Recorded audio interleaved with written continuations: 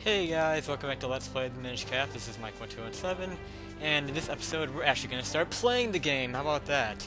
Last time we got the main gist of our story. That was pretty much all that happened in the last episode.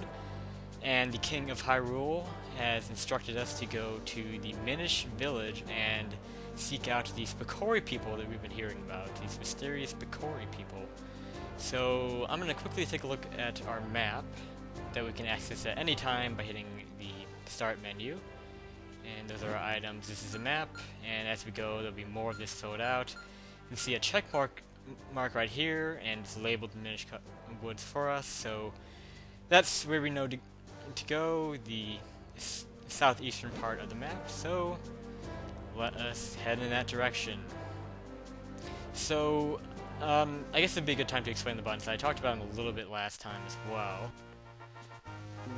And the way the items work in this game is that all of them are assigned to your two buttons, A and B, that includes the sword and shield. As you can see, my sword and shield are assigned to my A and B buttons, so they're not fixed on a certain button like they are in other Zelda games, like in 3D ones where they're all fixed on the B button. In this game, you actually have to have your sword assigned to one of your item buttons, which is how it works in Link's Awakening, among other Zeldas. And then so, of course, since the sword is Link's main weapon, sword will be equipped in the B button for me for pretty much 95% of the game. The good thing about that, though, is that there will be some spots in the game where I can choose to have two items equipped that aren't the sword, because there are some points where two non-sword items you'll find to be useful. So that is how item equipping works in this game. It's the exact same as Link's Awakening, if you've ever played that. And so yeah, it does kind of suck to have to go to the start menu often, because in the 3D games you had like 3 buttons to assign items to, and that didn't include the sword. So you didn't have to bring up your start menu as much in the 3D games as you do in the 2D ones, but oh well, I'm just going to have to deal with it. I mean, if you're used to Zelda games, then you should be used to doing that. And here's our Minish Woods, actually. And pretty cool area. It's probably the coolest area in the game as far as visuals go, because you can see on the right side of the screen. I gotta stop getting hit, man. You can see on the right side of the screen there's actually some light every now and then flashing down. It's supposed to be I guess the sun going through the trees. It's supposed to give you that kind of feeling, which is really cool. I like how there's some art design going on in this game. Another move I really need to show off is the roll move you do by hitting the R button. You can see the command right up there. And that is something taken out of the 3D games, of course. So that's the first time we see the roll move in a 2D Zelda, which is really cool. Like I was talking about before, this game does... you can see there's fog here. Can't really do anything here. We can't swim right now, so nothing we can do about solid blue water like this. We can, of course, walk on the light blue water, but we can't go into the darker blue water. So keep that in mind.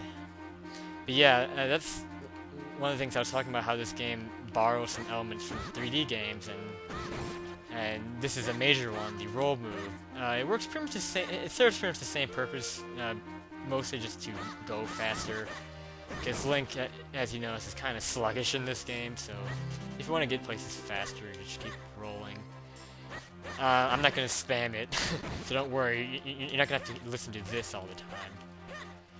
But the other use it has is for dodging enemies, and it can be very useful when you need to dodge in this game. And one thing it can't do that it did in the 3D games is run into walls and stuff. If you remember, whenever you ran into a wall in the 3D game, you actually hit it, and it would be useful for breaking boxes and knocking, shaking trees and getting things out of trees and stuff. But you can't use it in that kind of way in this game. It's only really used to move faster and dodge. I'm apparently going the wrong way, so I think I have to go further south, actually.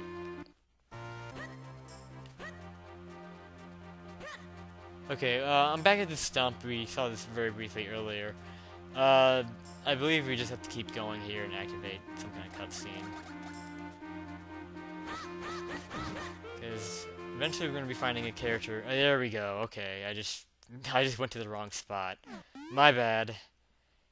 Yeah, see, we were walking by that area earlier, and I thought he'd already be there. We have a little hat guy getting bullied by Octorok, something you don't see very often. One of the strangest things I've ever seen in a Zelda game is a hat guy with a bird face being bullied by Octoroks. So we have to go back there.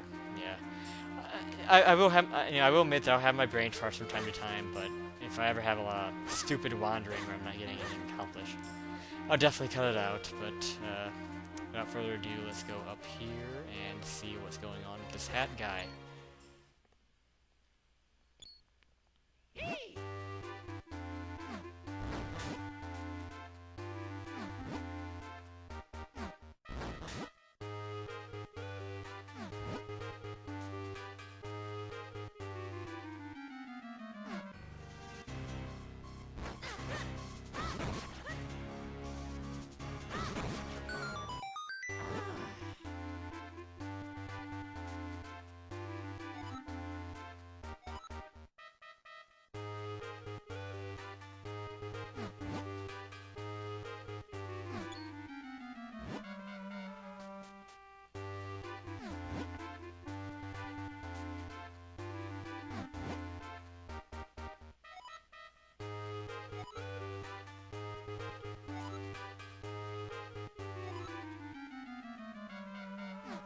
Alright, so this guy's name is Elzo. After you kill the two Octoroks, you have him following you. He's like, wait, I say.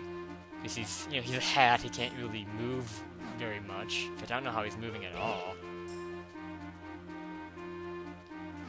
And eventually, he'll get sick of following us, and he will devour our head.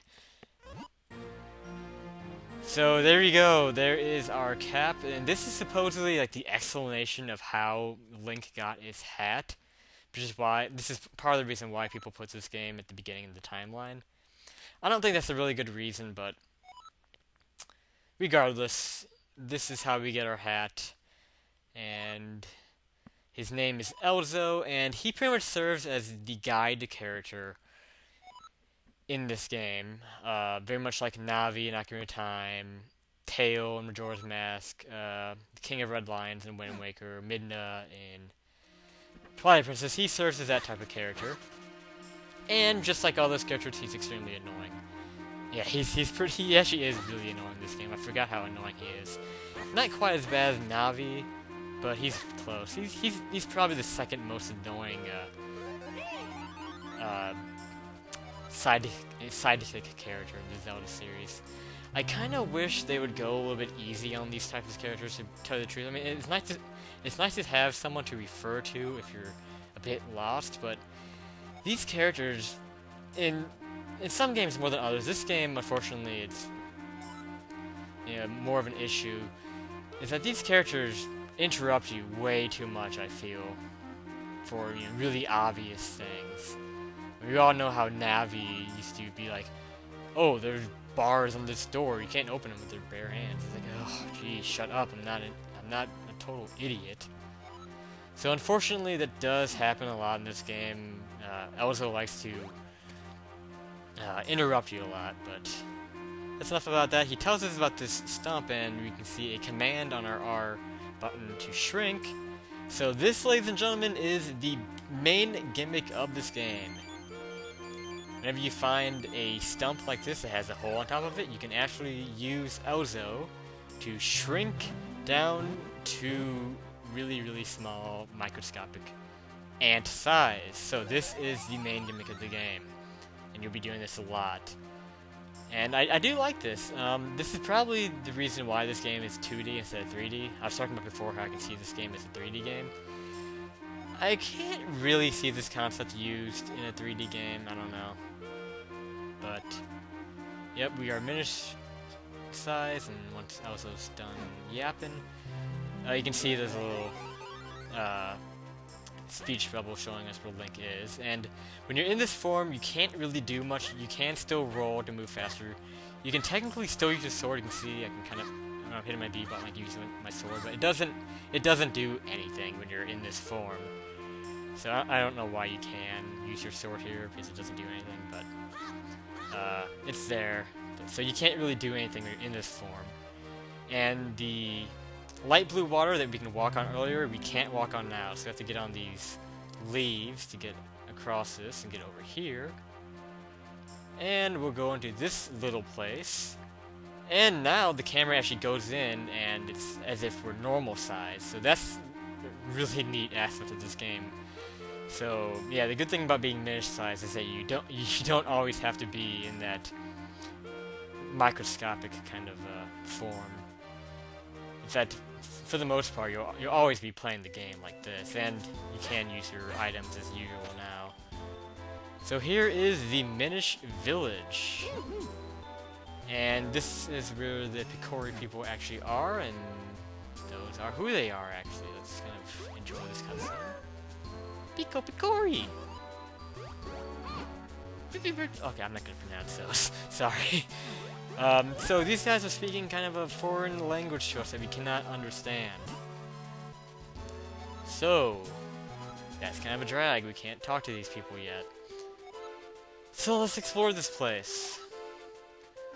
And this place is where I got my channel background that I'm using right now. Thanks a lot to TGIO for making that for me. He actually took a snapshot of this, like probably at this spot right here, and used it for my background. It's really cool. So yeah, you can just kind of walk around here. This is one of the big towns in the game. And you can hit those nuts and get items. I just got a heart. And yeah, the first time you pick up a new item, like a rupee or a heart, it'll actually do the dun-dun-dun-dun thing. But after that, it doesn't do it anymore, thankfully. So we have these guys blocking the doors. Again, since we can't understand them, we can't really reason with them. So we can't go into really any of these buildings yet. And again, yeah, again, this is nuts to get items out of. Usually these don't give out too much, so yeah. And then you just go up here, and this is where we want to go. It's in this building, and to get to our next dungeon, we have to get past this guy. Actually, oh, he does. I forgot this guy did speak our tongue. Alright, so, are you a human? It's been quite some time since I've seen any humans. Alright, yeah, see, this is why I don't read text. Okay. So, he's talking about how we have trouble understanding the Minish language, so we have to find a Jabbernut. And apparently when we eat the Jabbernut, we can understand the Picori language. I don't know how that works. I wish I could just eat a nut and understand what certain people are saying. That'd be so much easier to get through a foreign language class. Is just eat a nut and then learn the foreign language. That's all you have to do. That way you don't have to take a foreign language class. No, ugh. I don't have to be taking Latin all this time. Actually, Latin isn't that bad. Despite what some people think, Latin's not a bad foreign language. But here is actually our Jabbernut that he was talking about. So let's pick this thing up. And we ate the Jabbernut. Now we can understand the language of the Minish. So there's actually a guy down here we can talk to. Really, these guys aren't that useful. You'll find these guys a lot throughout this game. You don't just find them in the Minish Woods or the Minish Village. You do find them all over the overworld, but you have to, of course, get Minish size to actually get to them. And they don't usually tell you anything interesting. But in this village, they will be somewhat of use. We have to find the Elder that particular Minish was talking about, so... Where he is at the northeastern side of the village. And he should be right up here, this ladder. Talk to him. Oh, you speak our language. It's been quite a while since we've heard outsiders speak our tongue. We have little to offer you in these woods, but please enjoy your stay. Okay, so we're introducing ourselves, blah blah blah, and there's a curse that's been cast on Hyrule, of course, that we're talking about. And we're giving them the information, the Picori Blade. And what we're actually going for in the dungeons are items called elements. In order to reforge the blade, we need these elements that are spread across the map. We're going to show it right here. And this is kind of this game's version of the medallions in Ocarina of Time, the the pearls in Wind Waker, and stuff like that. That's our item that we're going for when we beat each of the dungeons are these elements. The first one is the earth element. You have to do the dungeons in order, by the way. You can't do them out of dungeon or out of order like you can in other Zelda games. So we do have to start with this one, and I don't mind doing them in order in this game. It's not a big deal. I do typically like the Zelda games that allow you to do them a little bit out of order, because I don't know, it's just fun to do it that way.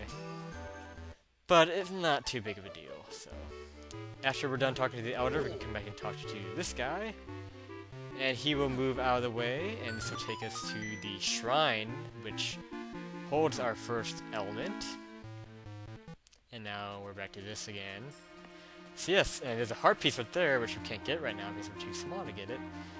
But yes, this is going to be our first dungeon, and we'll actually be exploring the first dungeon in Minish size, which is kind of cool. A few dungeons you do in Minish size, and a couple others you do in your normal size, so we'll get to those later, but let's enter this. This is called the Deepwood Shrine, and Elzo's gonna, blah blah blah. I will skip Elzo's text pretty much, though.